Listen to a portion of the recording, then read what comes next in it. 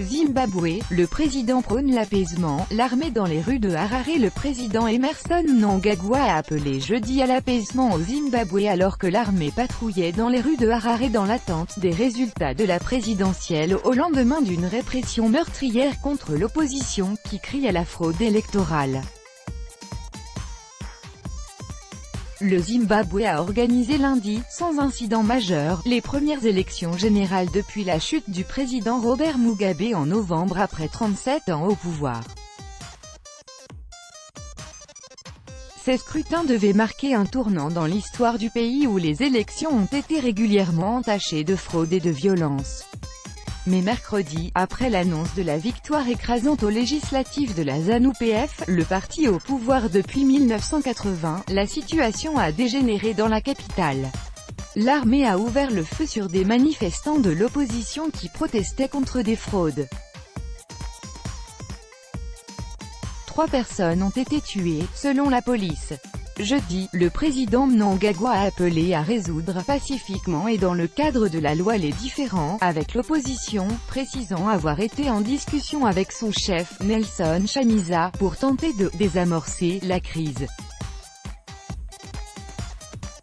Le chef de l'État a par ailleurs réclamé une enquête indépendante pour faire la lumière sur les événements tragiques de la veille, dont il avait tenu l'opposition responsable mercredi.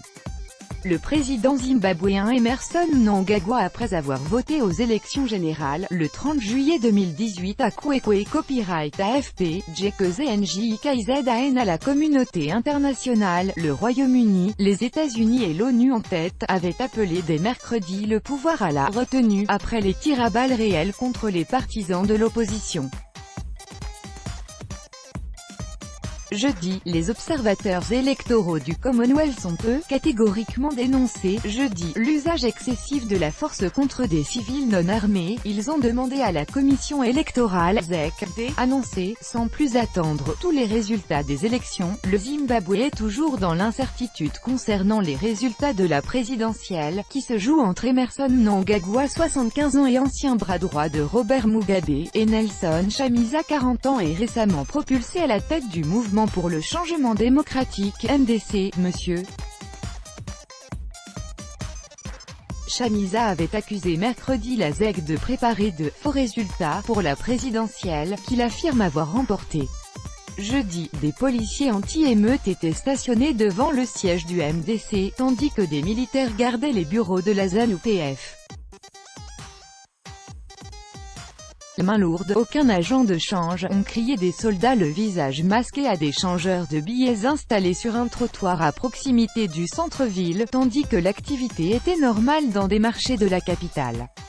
Je ne savais pas si c'était sûr de venir travailler, a expliqué jeudi un employé de parking à l'AFP à Harare. On s'est consulté entre nous. Certains de mes collègues ne savaient pas quoi faire et maintenant ils se préparent à venir, a-t-il ajouté. Des policiers anti-émeutes protègent les locaux de la commission électorale à Harare, le 1er août 2018.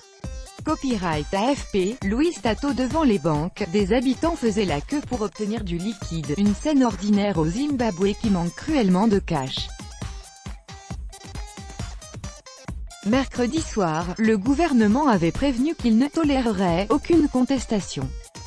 Quelle perte de temps de s'être inscrit sur les listes électorales, d'avoir voté pour avoir au final des gens tués, a réagi dépité Sharon Enamo, une employée de parking de 40 ans. Le président Mnangagwa, soucieux de se démarquer de son prédécesseur, avait promis des élections libres, pacifiques et transparentes, dans l'espoir d'attirer de nouveau les investisseurs occidentaux dans son pays au bord de la faillite. C'est vraiment décevant, a estimé pour sa part Timmy Manuver, 37 ans. L'opposition a eu tort et la réaction du gouvernement a aggravé la situation. Ils ont eu la main lourde, a-t-il ajouté, expliquant cependant ne pas être surpris. Je ne m'attendais pas à ce que les choses changent beaucoup avec les élections. Il était très improbable que ces gars abandonnent juste le pouvoir au bout de 8 mois. Il faut aussi qu'il profite du coup. Emmerson Mnangagwa a succédé à Robert Mugabe à la suite d'un coup de force de l'armée, qui a contraint le nonagénaire à démissionner. Le nouveau président a confié à plusieurs militaires des postes clés dans son gouvernement. Si aucun candidat n'obtient la majorité absolue au premier tour, un second tour sera organisé le 8 septembre. Burbed, JLB. Tout droit de reproduction et de représentation réservé. Copyright 2018, Agence France Presse.